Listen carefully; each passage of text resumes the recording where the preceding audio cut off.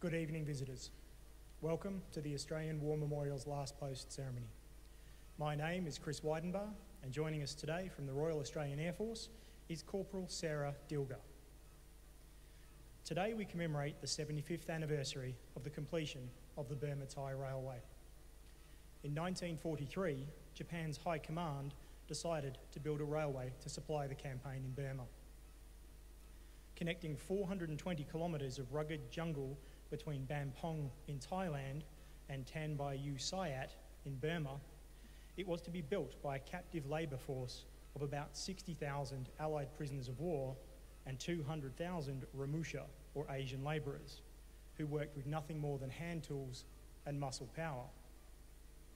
Relentless labour on inadequate rations in a tropical environment caused huge losses. About 9,500 Australian prisoners of war worked on the construction of the railway. By the time it was completed in October 1943, 75 years ago today, at least 2,800 Australians, over 11,000 other Allied prisoners, and perhaps 75,000 Ramusha were dead. The prisoners' sufferings on the railway have come to epitomise the ordeal of Australians in captivity. The railway camps produced many victims, but also heroes who helped others to endure, to survive, or to die with dignity. Today we remember those who worked on the Burma-Thailand Railway. We pay our respects to the men and women commemorated here on the Roll of Honour and to the survivors who returned home. Tonight we are honoured to welcome members of the International Air Force Warrant Officer Contingent, members of the Malaya and Borneo Veterans Associations, Mr. David Manolis on behalf of the ACT Naval Association, and members of the Fairley Leadership Program who are joining us this evening. As always, we welcome the veterans who have served, those that are still serving, and the families that love and support them. We acknowledge the members of RSL and Services Clubs Association, RSL Victoria and RSL Queensland who are watching the broadcast of this ceremony across Australia. During this evening's ceremony, wreaths will be laid at the base of the pool of reflection by visitors to the memorial. I now invite you all to please stand and join in singing the national anthem.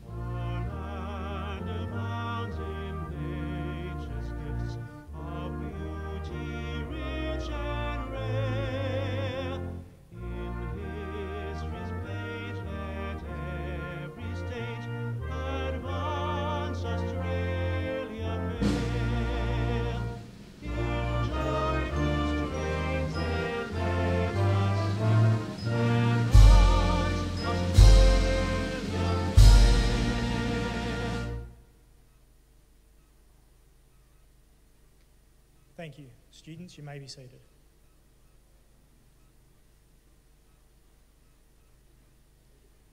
The Australian War Memorial was the vision of Charles Bean, Australia's first World War official historian.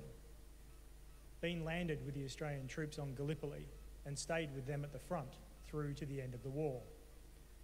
The idea of this national memorial and museum came to him at Pozières, France, in the depths of the bloody fighting of 1916. Bean's idea was that this would be a place where families and friends could mourn loved ones buried in faraway lands.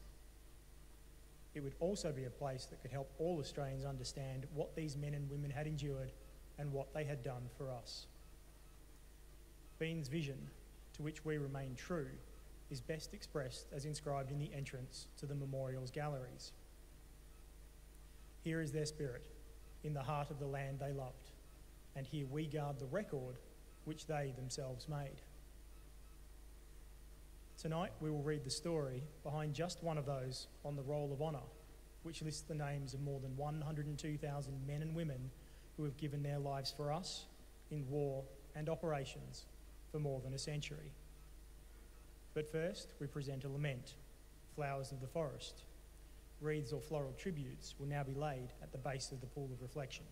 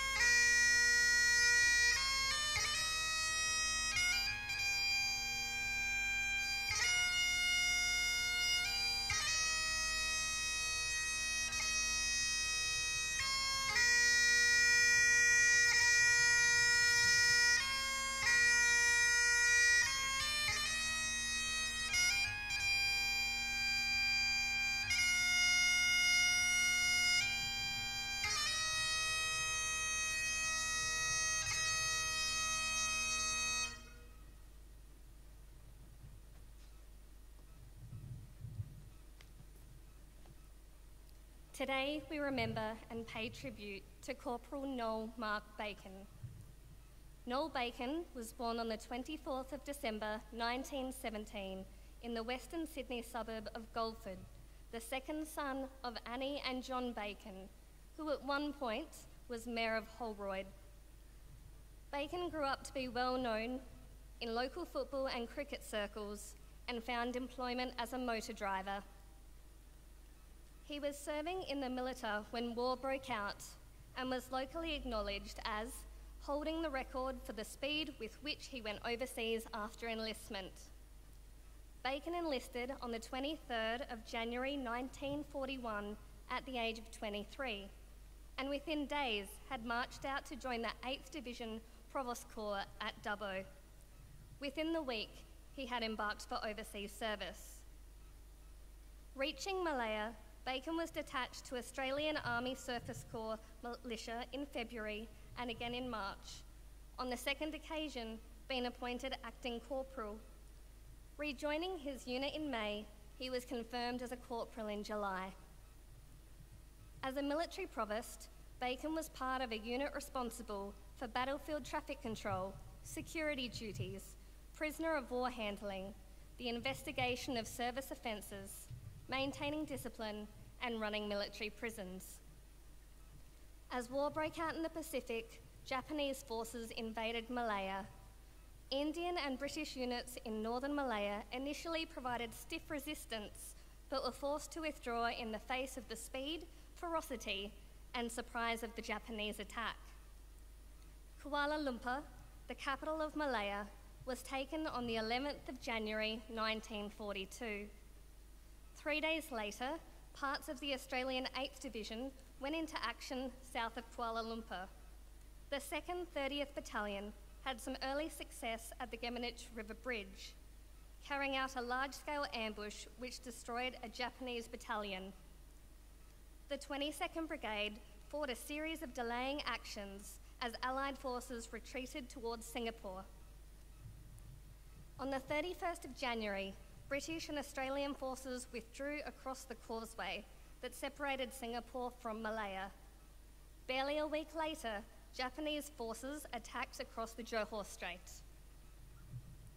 When Singapore was surrendered to the Japanese on the 15th of February, Bacon and his comrades in the 8th Division were initially imprisoned at Seralang Barracks at Changi. But from May onwards, the Japanese began sending groups of prisoners of war for labouring work elsewhere in Asia and the Pacific. Bacon became part of A-Force, a group of 3,000 men who were ultimately bound to work on the Burma-Thailand Railway. On the 14th of May, a group was led from Changi Prison to Singapore Harbour for transport to Burma. A third were placed aboard Celebes Maru, and the remainder were loaded aboard Toyohashi Maru. The journey aboard these hell ships was the first taste of the gruelling life that awaited them. Those aboard the Celebes Maru were housed in overcrowded sheep pens. No prisoner arrived at his work site healthier than when he left Singapore, and many finished their journey sick, exhausted, and malnourished. Heading up the west coast of Malaya, they arrived at Tan Bayu Sayat in Burma and started point for the construction of the Burma-Thailand Railway from the Burma end. The men were starved of food and medicine and forced to work impossibly long hours in remote, unhealthy locations. By the time the railway was completed in October 1943, approximately 13,000 prisoners of war, including more than 2,600 Australians and an estimated 80,000 to 100,000 civilians, had died. Ravaged by cholera, malaria, dysentery, tropical ulcers, and starvation, A-Force was abandoned, and its members were dispersed to various other camps. Noel Bacon was reported as having died of dysentery on the 22nd of October 1943 at a camp in the port city of Malmine, 65 kilometres north of Tan Bayu Sayat. He was 25 years old. The graves of those who died during the construction and maintenance of the railway were transferred from camp burial grounds. Today, Bacon's remains lie buried at Tan Bayu Sayat war ceremony under the epitaph chosen by his grieving family. His duty fearless and nobly done, ever remembered. His name is listed on the Roll of Honour on my left, among almost 40,000 Australians who died while serving in the Second World War. This is but one of the many stories of service and sacrifice told here at the Australian War Memorial. We now remember Corporal Noel Bacon, who gave his life for us, for our freedoms, and in the hope of a better world.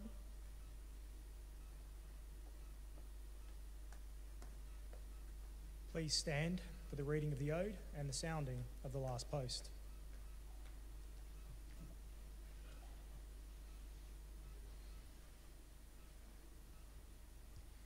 They shall grow not old, as we that are left grow old. Age shall not weary them, nor the years condemn. At the going down of the sun, and in the morning, we will remember them. We will remember them.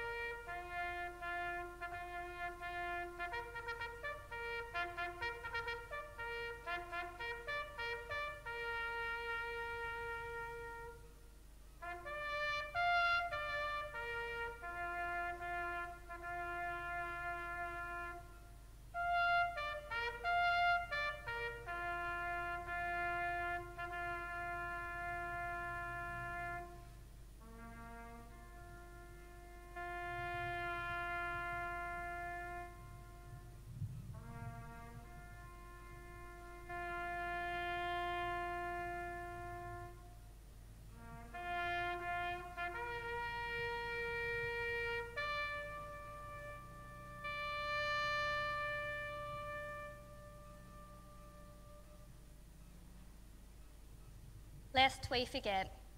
Lest we forget.